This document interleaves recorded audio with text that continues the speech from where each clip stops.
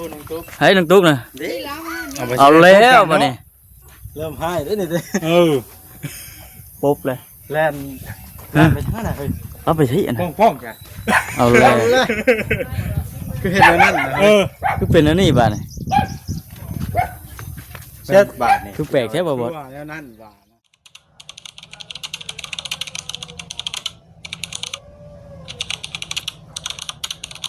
พี่น้องเลยเนาะน้ำก๊อกเรือนเสือเทืองถือว่าสำเร็จเรียบร้อย ตุ๊กว่าพูดน้องตุ๊ก ให้น้องตุ๊กนะ เอา แล้วมาเนี่ย เริ่มให้ได้นี่ปุ๊บเลย แล่นไปทางไหนเฮ้ย เอาไปที่อันนั้น ป้องจ้ะ เอาเลย คือเห็นแล้วนั่นคือเป็นอันนี้บ้านนี่ เช็ดบาทนี่ คือแปลกแค่บ่บ่ แล้วนั่นบาทนะสบายดี สบายดี ไปพุ่นมาจ้ามันยังอันนี้มันยังอันนี้ โอ้ย มือไหนนี่บ่ บ่มือวานนี่เอาน้องตุ๊กคือเป็นอันนี้บ้านนี่ มันคอยเบิ่งน้ำเลยนะ ไปเข้าไปน้ำกันไปสบายดีบ่เวียด โอ้ยเนาะ สบายดี ตุ๊กมาหัวใจเบิด โอ้พามาฮดพักนี่บ่นี่ อ้าวพูดพักนี่ เอาแล้วน้องตุ๊กอยากฮดพัก มาเลยมาอยู่นี่ มาหึงบ่ได้ว่าคือบ่เห็นเนาะ ตัวผมกล้วยไปยังเคยมือจีกินนี่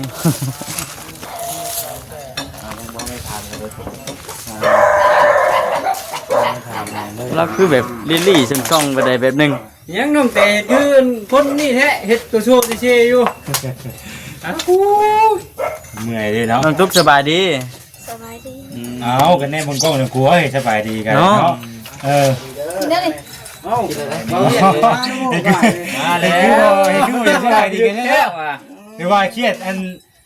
ตอนมาสบายดีไปตอนเมื่อบ่บอกนี่บ่ เนาะเดี๋ยวจะเล่นอยู่จ้ะ เครียดว่าตัวนี้เครียดอย่างแห้งเลย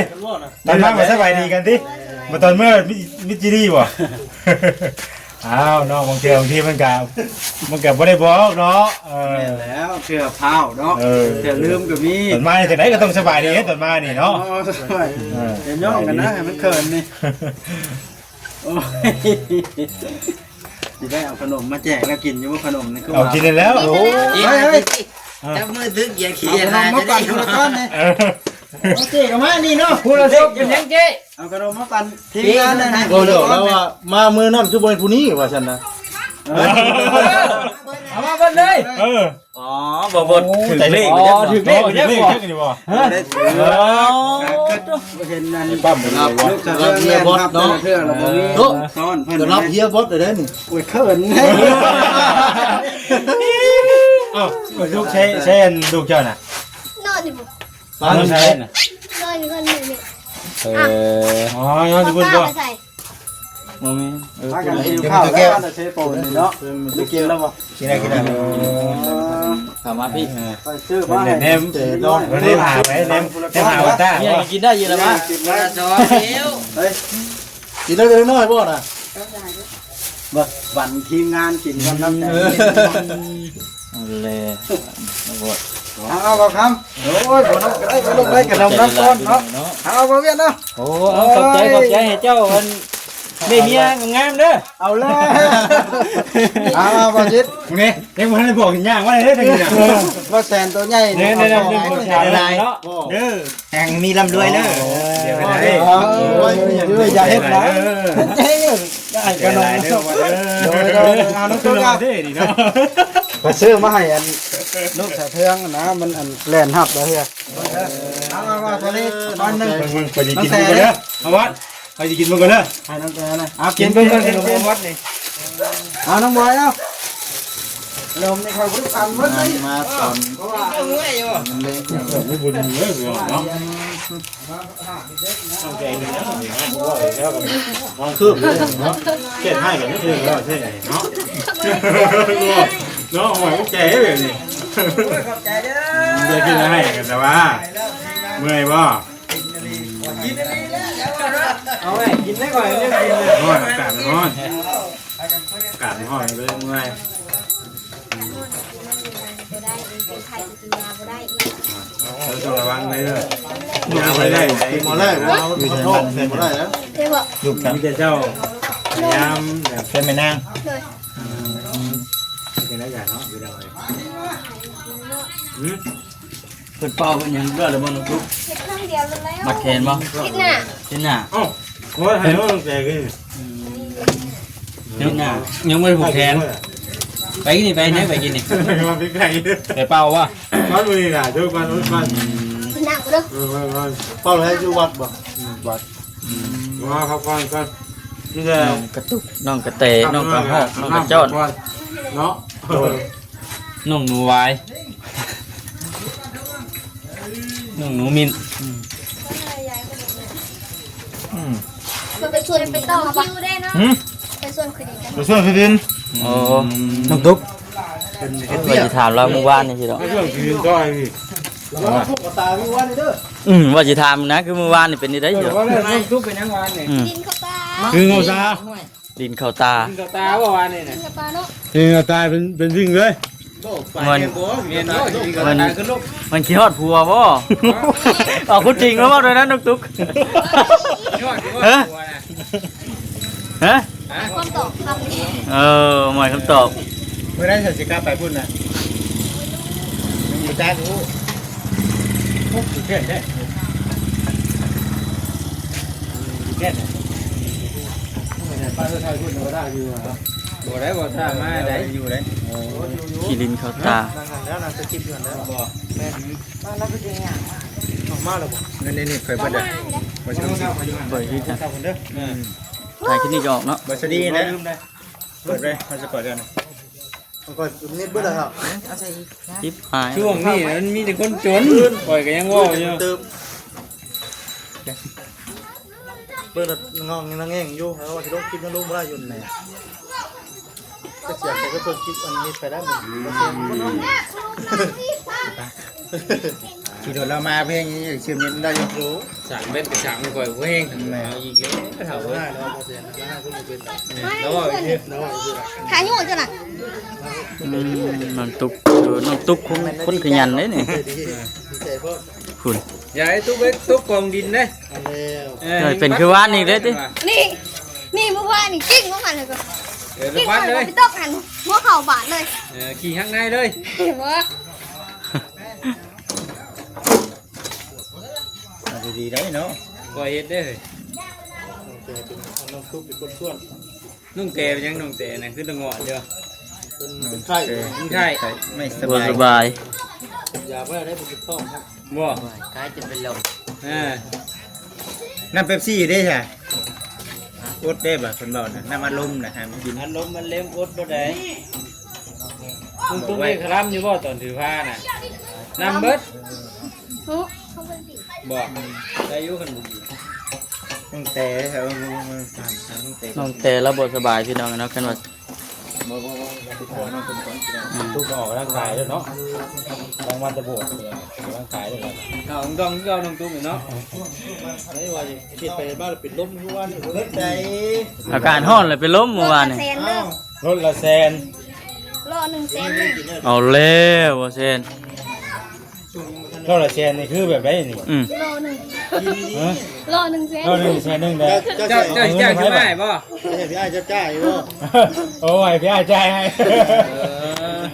เอาแล้วน้องบัว กินยากแล้วเนาะน้องบอยแล้วเนาะ เอาไปเต็มแล้วเสียหนึ่ง ไปเขาว่ารถละแซนนี่คนญาติกันได้ยังนี่นะ โอ้โถ โอ้ ไอ้นี่ ตำกันหัวโคกแตกเนาะข่อยว่า คอยสิขาดช่วง เอาอี ช่วง นี่ บ่ได้เงินเนาะ อ๋อรถอะไร อยู่ได้ เนาะขาดอยู่จ้ะ เอาว่า ส่วนละ50จัง เอาให้เข้า แต่คือบ่มีคนอยู่วันนี้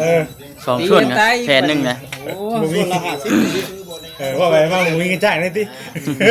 ว่าอีชื่อ เออ พากันว่าอีชื่อ ก็ชื่อไง บ่ม่วนกันที่ บ่ม่วนอีชื่อ ตากันน้อยเราก็มวนกันนี่แหละเนาะแล้วกันเอา ให้ข่อยเว้านี้บ่ได้มาน้ำหมู่ถึงก็ได้ โอ้เฮ็ดเป็นได้น้องตุ๊กเนาะคุณ พละลงเนี่ยจะตาย เอาระวังนี่ ว้า นั่นเบิ่งวับเนาะ ก็เดินไป โอ้ไปเอาหุ้นพี่ ตั้งก็ได้ ตั้งก็ได้บ่เบิ่งคนนี่ใจฮ้อนกว่าชวดจริงๆเลยเนี่ย เงินเพื่อนมันน้อย ใจ ใจร้อน ใจร้อนหรือใจร้อยเนาะ น้องก็ใจเนาะ โอ้ยเปิดสงสัยว่าจะตั้งใจฟังกินดีเอออะไร เอ้ยบ่ได้ดิโยกไปแม่ เสียพลังก็ว่ะ ข้าวดังแม่นจะหาทางไว้เนาะช่วงวิทย์นี่กับปัดโทบ่ง่ายเด้ อึบ โตแค่ลง น้องตุ๊กเป็นคนส่วนพี่น้องเนาะ ที่จริงมันจะ บอดเป็นคน ต่ำ ทุ เด้ ก นี่ เมื่อยบ่ เอาต้นผมนี่แบบนี้ได้ครับมันลุกได้เห็นหนาเรือนนี่ เอาได้สเปียกเต้ อยากกินน้ำเดือดไหม กินน้ำเย็น เดี๋ยวมีเงินซื้อ มีซื้อให้จะได้เอาไว้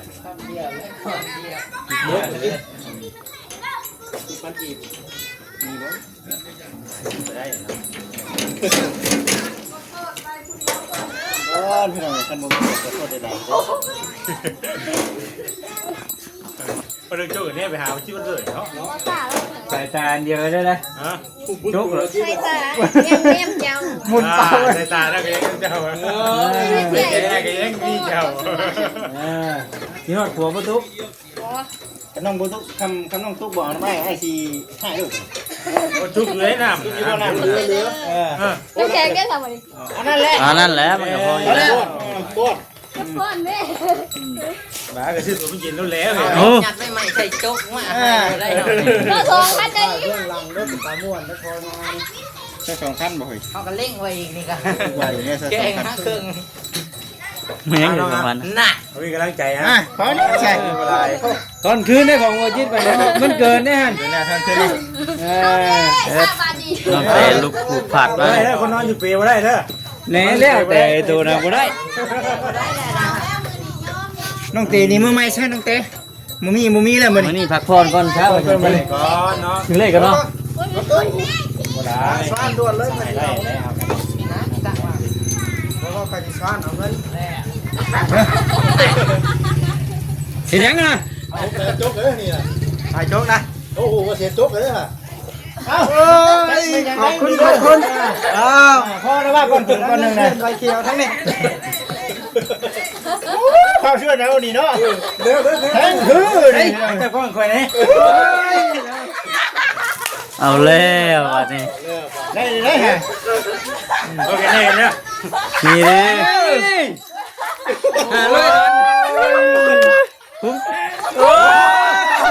เป็นอะไรท่าน เจ้าหันเจ้ามีเด้อบ่าวแสนเจ้าอยู่ดีมีแห้งขอเจ้าร่ำรวยเด้อ 500 บาท บาท โอ้2,500 ดีได้2,500 หาคู่เองเนอะไปหาคู่เองเนอะมึงมีคู่ได้เฮ้ย โอ้ยได้แล้วบ่ได้เอาอีกก่อนรถนึง เอาแล้ว มูมีคู่ ไม่บาทจะมีคู่วันนี้ จักเดียว ฮะ เป็นจังไดได้บัด ได้บ่มูมีคู่ใด มีคู่เลยมา มู บ่ มี มี คู่ จกบาท จบเลยบ่นี่ ไม่ว่าผู้มีคู่นะมัน มูมีอะไรผมมีคู่เลยมีคู่ เด็ดเด็ด เฮ้ย อึ๊บอึ๊บ จริงนะเว้ย ตุยบ่คู่ เฮ้ยมันโมเมนต์กู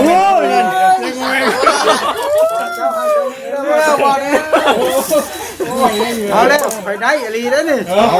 เท่าไรฮะไล่เท่าไหร่3,500 โอ้ ครับสิหั่ง บ้า เนาะ เขาให้แม่ เอามาก็ช่วยกันดีบ่เนาะ จักแล้ว เล่นตัวมาดูว่าได้สิ บ่บอส อ้าว พออยู่นะบอสมันซ้ำกันบ่ได้สิดอกซ้ำกันบ่ได้สิดอก ต้องยุ่งแล้ว แม่ซ้ำกันบ่ได้เลย เขาได้สบาย พอแล้วจะให้หลายแล้ว ว่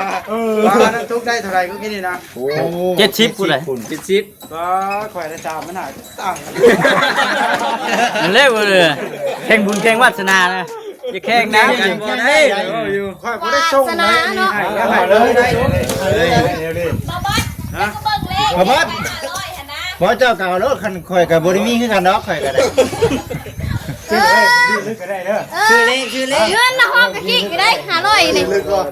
มันยังอยู่ได้ทำเฮานี่ เอารถมาข่อยกับบ่ได้มีเงินมีคำหลายหรอกครูไว้ให้ว้าวดีได้เขาบ่ได้ส่งได้ ก็แล้วเลย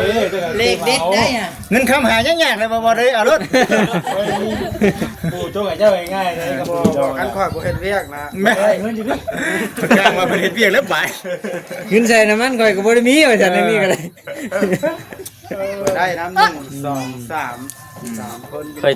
กับอันบ่เวียดติดหนีไว้ก่อน ที่นี่ก็เด้อ ติดหนีไว้ก่อน เป็นนี่บ่ อ่า จำปูกันได้ เครื่องแห้งก็ได้แบบนี้ละเนาะคนเฮา มีเหตุผลไหนเนาะเอาเหตุผลเอาอีกเลย ตาบ่ตา พูด เพื่อเพิ่นอยู่เพิ่นจกให้ก็มีได้ พอเลยครูว่า บ่คิดบ่อันนั้นบ่ ถือว่างานนี่ให้ว่าโอ้ไอ้มันบอสไปหาครูเอา ไปหาครูเองเด้อ หาครูเอา บ่ตาสิบ่มีบ่ลองหาเบิ่งเด้อบ่ตาไปหา100จกซ้อน2,000 บาทนะ10เฮาได้ 2,500ถือว่าคุ้มแล้ว ถามปัญหา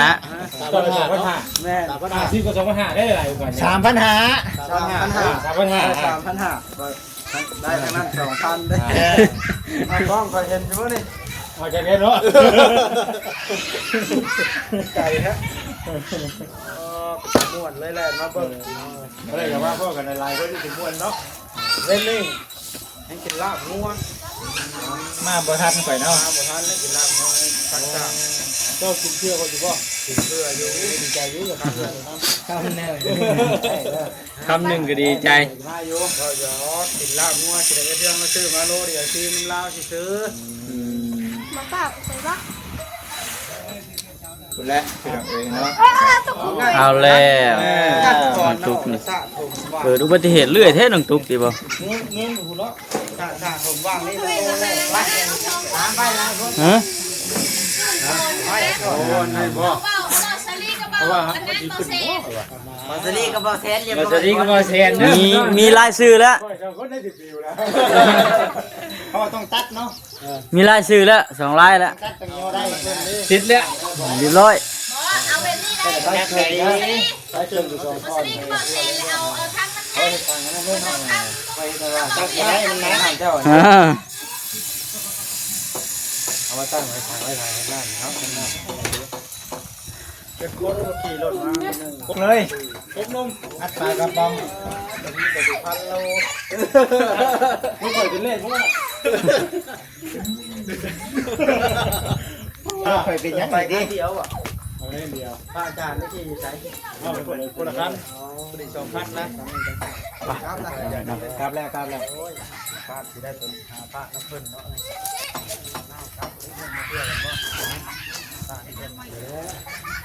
คลิปนี้จบก่อนพอกันก็ได้ไว้พบกันคลิปหน้าเด้อพี่น้องเด้อสบายดี